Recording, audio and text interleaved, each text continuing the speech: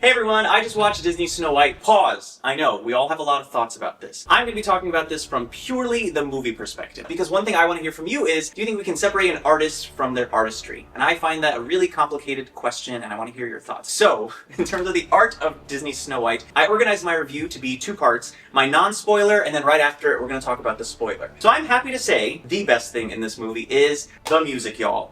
The music here is so excellently done. I know by Pasek and Paul, who have done Dear Evan Hansen, who've done Greatest Showman. It is so wonderful to listen to. In fact, I wonder if instead of saying, hey, we're not going to have the I'm Wishing song and creating a huge marketing issue for this movie, they should have instead said, we're taking I'm Wishing and we're reimagining it through the wonderful vision of Pasek and Paul, and they also retooled the old music. So Heigh Ho is here, Whistle While You Work, Heigh Ho doing modulations and has this incredible orchestration as they're going through the mines, reminding you of the Disney ride, which I thought was really wonderfully charming. We'll talk about some odd things that they did for that. Whistle While You Work, if you close your eyes and didn't look at the CGI dwarves, you're like, oh, this really works. And if you listen to Gal Gadot, you're like, oh, actually her number was great visually too. So you're like, oh, this one all works. Because that is new. The Evil Queen doesn't sing a song in the animated version, so this one's something that's great to see. Great job on all those numbers. They still had romance in this movie. I don't know why they tried to market this as a heroic warrior movie. There is still so much romance in it, to the point where, y'all, they have a Disney duet. Maybe they did it after the marketing issues, but it doesn't seem like it. It was so well executed that you're thinking,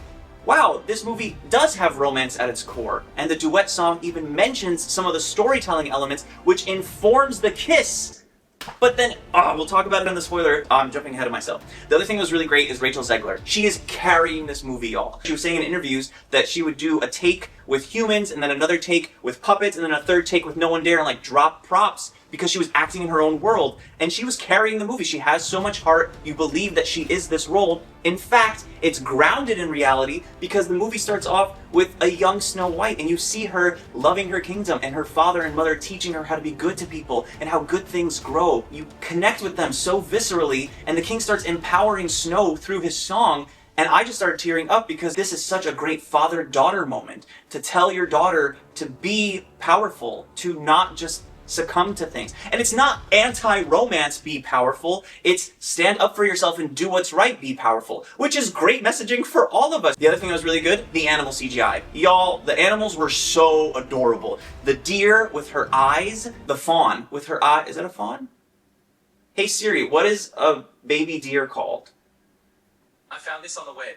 Just tell me. Oh, kids. That's interesting for me being a pediatrician. In the animated, they all have big eyes and they're grumpy and they no pun intended, but they kind of shove each other or they're playful. Here, they had that charm, but I wanted to get more of them. I wanted more screen time with the animals. The nightmare sequence still has some nightmare fodder as it happened. I was like, yep, kids are gonna be traumatized in this generation too. Great. There's some new well-used symbolism, so I don't want to spoil anything, but the commentary about greed and vanity, really well done, and how they change something about the Evil Queen. I'm not going to spoil it for you. The sets, gorgeous. The costumes, save one. We'll talk about it in the spoiler, especially the Evil Queen's costumes. And of course, the ensemble. Y'all, after having watched Wicked and Wicked doing what it did and seeing what the ensemble did to carry that movie, to hear an entire village sing creates this atmosphere of these are real people living real lives, and the ensemble deserves a full round of applause. And I'm finding that most Disney movies now have realized the formula is the first song needs to happen in the first 5 minutes, and it needs to be establishing where we are. Like Encanto, Wish, this movie, this is our village, and we're gonna sing a song about our village and introduce you to our village, and then boom! Plot starts. And with that, now we're going to get into the spoiler review, because there's not really an opportunity or a way to talk about things without spoiling things, so come back after you watch the movie, or if you don't mind, we'll talk about spoilers right now. The majority of the things in this section, I just titled it like, so close to being perfect and having the magic. I'll explain what I mean with examples from the movie. The first example I want to talk about is the very first mistake of the whole movie is when the queen shows up, and she's going to marry the king, and the narrator says, the queen married the king, and nobody knew, but she was evil. You don't see how she's evil, you just hear that she's evil, then the narrator goes on to say that she made the farmers turn into soldiers, which comes back later. I'll talk about it in a second. And she also took everyone's jewels and ruined the kingdom. And you're like, okay, but can we see her, like, really terrorizing the people? I don't want to hear about it. I want to see it. We get it. She's the evil queen, but why not call her nefarious? They were using big words in this movie. You could have said the queen was vile. Ooh, that sends shivers down your spine. But they went straight for what was the lowest hanging fruit and sort of didn't need to add that heart element. Another example that was just very odd is Snow White is giving her hero speech. As she's saying these incredibly powerful words, I kid you not, let me just recreate it for you. The queen! This is what the evil queen wants us to do. She wants us to be divided. She wants us to hate each other. But we need to stand together. We need to stand together and stand above this.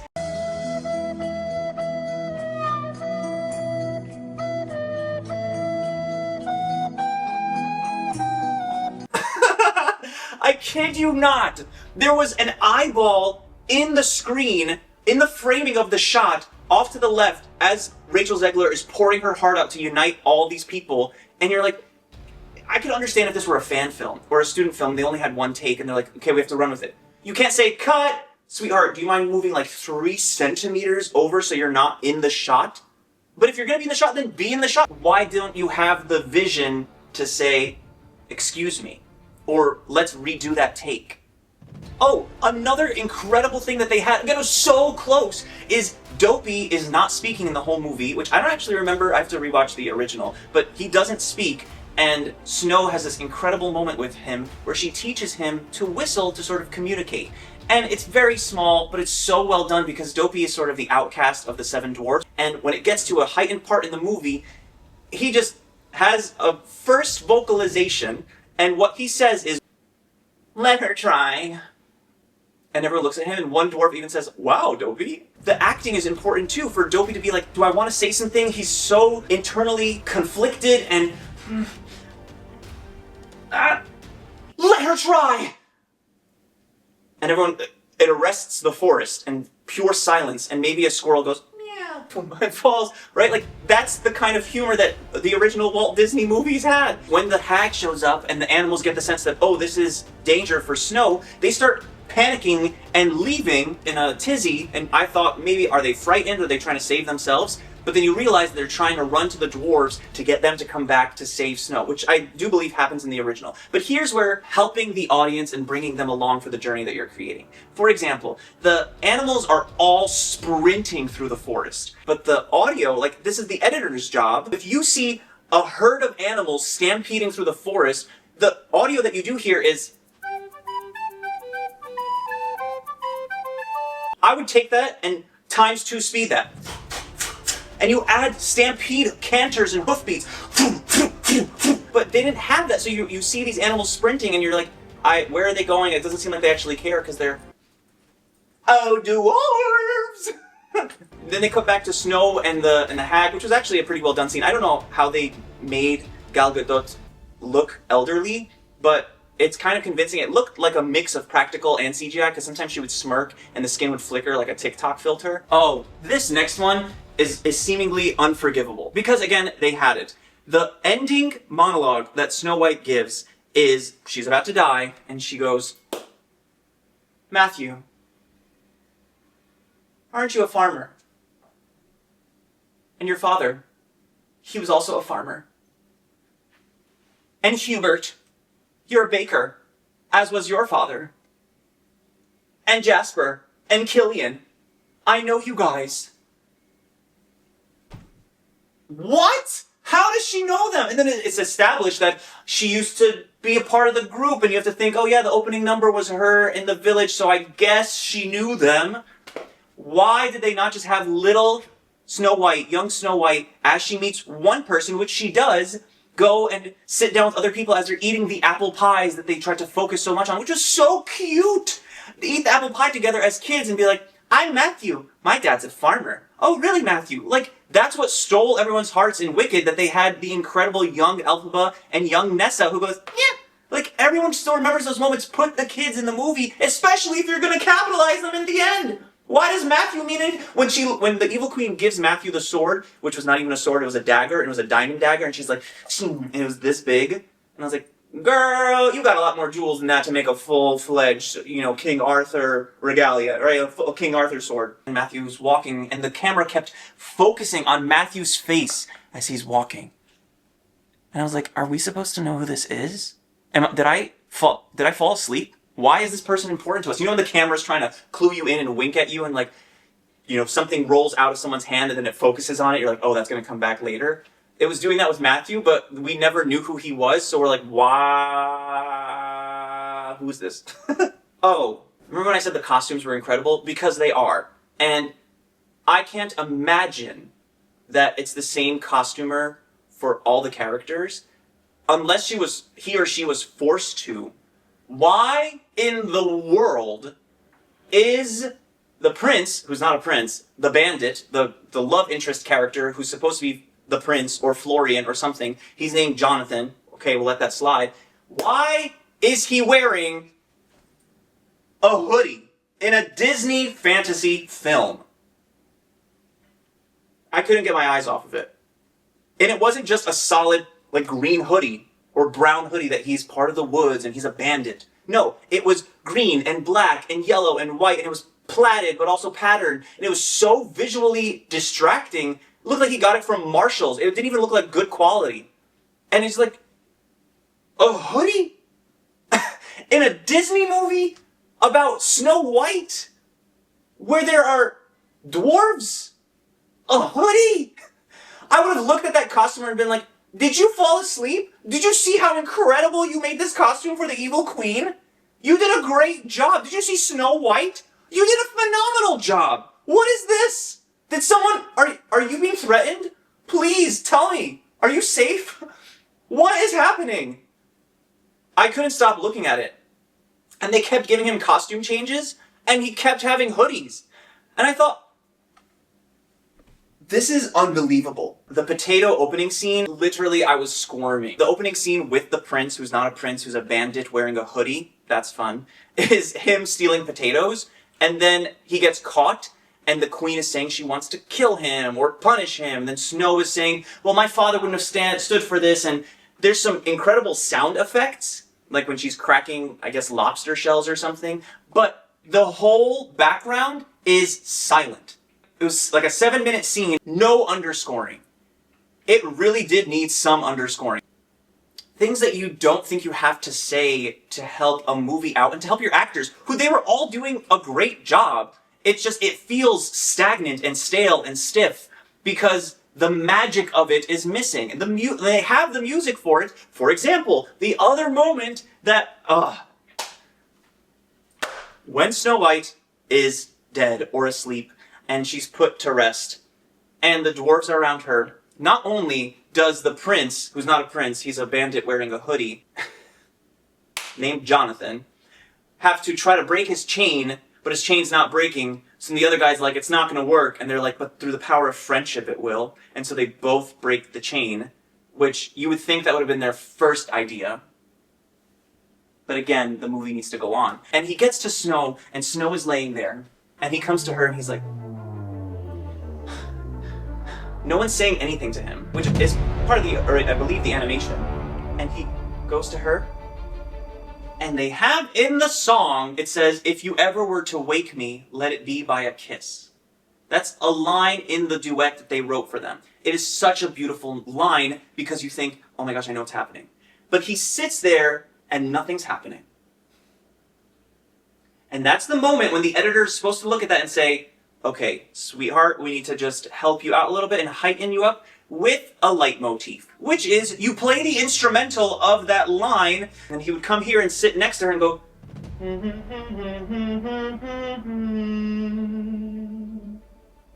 so that there's some realization like, oh, maybe this is my moment to help. But it didn't. It looked like he just wanted a final kiss goodbye without her consent, which I know people are going to be like, it's not about consent, it's romance. It just... When you have the ability to not let it be creepy, then don't let it be creepy, because it also would have helped enhance and augment your movie, because you literally sang about it. A leitmotif can do wonders. And I literally said, why don't you play Snow White, who's just laying there? Why don't you play her leitmotif of Waiting on a Wish? Waiting on a wish. play it in minor key because she's maybe dead. Oh, and this moment is something that really means a lot to me. When Snow White did die and took a bite from the apple and passed out, and the forest animals finally ran to get the dwarves and came back, what had happened next was just an absolute missed opportunity. Because throughout the whole movie, the animals were the ones who first found her after the nightmare sequence and sort of rescued her and brought her into their home and sat with her. The animals were always there for her.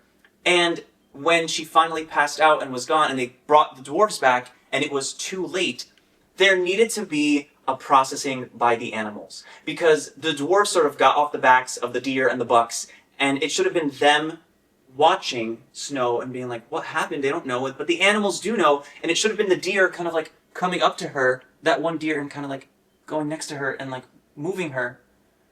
And then maybe the deer tears. And I wanted all the animals to kind of come next to her and them corral her and then sleep next to her in sort of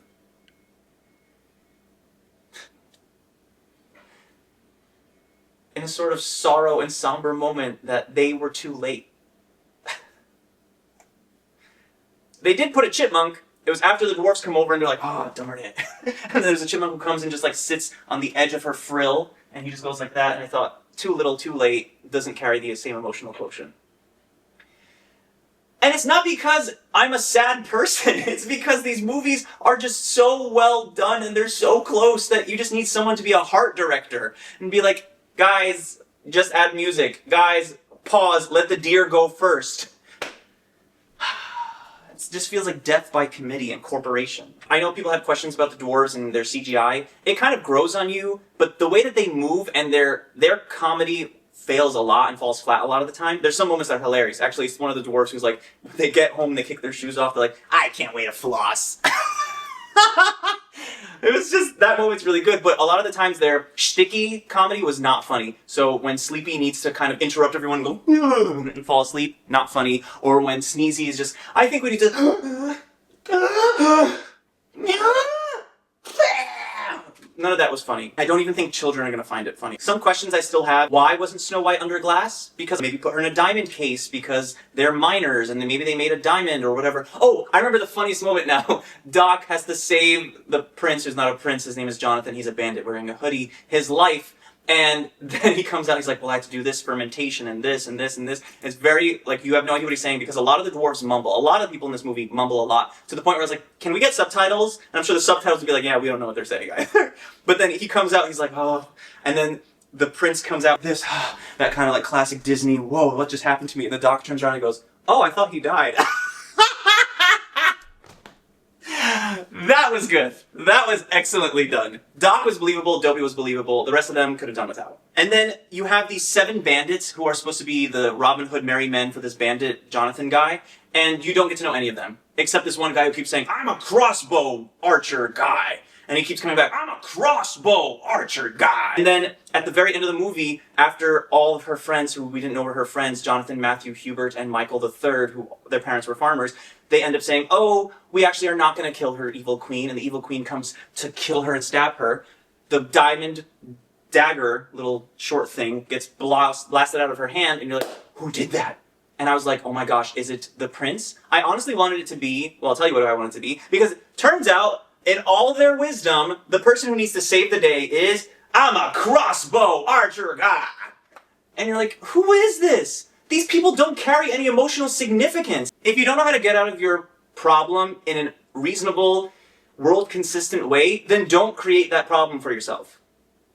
Like when the really great symbolism I mentioned earlier, when the huntsman comes back, instead of giving the evil queen the heart of Snow White, he gives her an apple, which I was like, ooh, that's great symbolism. But then he stayed in the kingdom, so she put him in prison. And I'm like, bruh, what did you think was going to happen? Also, that actor, I think he had a really tough job to be the huntsman, but it was not convincing. What needed to happen is she needed to throw the dagger and actually kill. But who did she kill?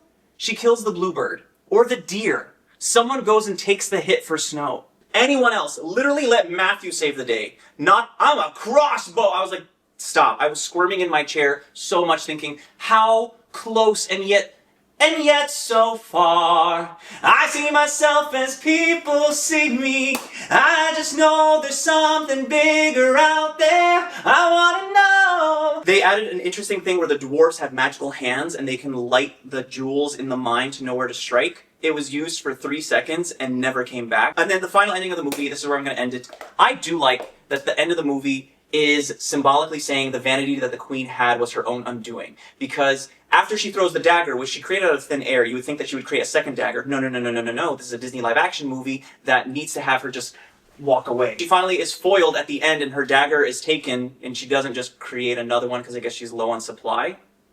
To go to the mirror to say, who's the fairest of them all? And this mirror was a little bit, delulu, because the mirror sometimes chose to rhyme and sometimes didn't. And you're like, bruh, isn't this your whole thing? Don't you get paid to do this one job? She goes, no! And she breaks the mirror. Which, what happened next was fascinating, and I wanted to learn a little bit more about it, like the mythology and the lore of the magic mirror, because she disintegrates and she became, I thought, part of the magic mirror, or it sort of gave us, it was really cool, an inside view from someone inside the magic mirror looking out at Snow White as her dust particles, the queen's dust, went inside. And I thought, does it mean that whoever gets angry enough at the mirror to break it then loses, and that's sort of the point, that your own vanity traps you and you become the mirror? And I thought that she was going to come online and sort of be the magic mirror, but then the mirror, it just became a mirror. And that was the end, sort of. It was really cool. The shards froze in midair and you could see her reflection, almost like when, there's a lot of glass breaking for Disney villains, when the Mother Gothel entangled, which they're also casting live action. Which, what do you think about that? Wonderful if we got a really good Flynn. I would love to be Flynn. But actually, this actor would have been a great Flynn, and a great prince for this movie would have actually been Prince Eric from The Little Mermaid live action with Halle Bailey. He was a good singer, he was a bit stiff in his acting, and he seems like he carries himself more like a Flynn writer. They end with a dance number and everyone's wearing white and it's so beautiful, but the final frame, so Snow White is dancing and ta-da, and she does one twirl, done. And all you can see is the prince's chest behind her. Also, the queen never says, I killed your father, but Snow White wakes up from the dream and is like, she killed my father. And then this is the final thing I'll say about the movie, because again, your editor can help save you. As they roll the credits, they choose to play some of the slowest instrumental tracks, not even from the songs, like the score of the movie, until you get to the very end of like the 10-minute credits, and then they go, Heigh Ho, but just the music of it. I don't know how to whistle, actually. I can suck whistle, I can't blow whistle, but whatever. She's like a candle, not to flicker a flame, not to blow it out. Oh my gosh, that worked. Waiting on a wish! So they end the credits and then they play the fun music, because psychologically, this is for you if you didn't know, when you leave a movie, they want you to leave feeling good. And so the thing that they want you to leave is singing that song, but they should have played Heigh Ho at the top of the credits so that you leave, oh yeah, at least that was a fun time. Play one of Rachel Zegler's song, or play the Evil Queen song, or play any of the songs from the movie, or play a modern artist, a popular artist singing the song like they did for Beauty and the Beast when they got Demi Lovato to sing Frozen. You can do that in the credits to get people amped and be like, you know what, that wasn't as awful as I thought. You sort of brainwash them. You could have done so much, they could have done so much with this movie. It's not as bad as the worst Disney live action, and actually, I do think that it was better than a lot. It's just, it was so close, and if we get our hands on this, we could totally make a fan edit of it that does carry the heart, that does carry the magic, because I do think you can rework a lot of it and really save this movie, because it's so there, it just needs better vision and better heart.